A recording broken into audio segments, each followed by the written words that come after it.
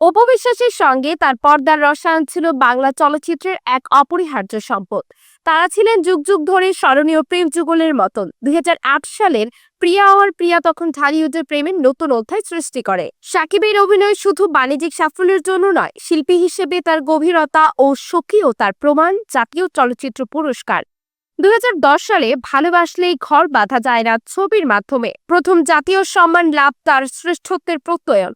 পরের বছর খোদার পরে মা ও পরবর্তী সময়ে পূর্ণদৈর্ঘ্য প্রেম কাহিনী ও অস্তিত্ব চলচ্চিত্রে দুর্দান্ত অভিনয়ে তিনি আরও ৩বার এই সম্মানে ভূষিত হন।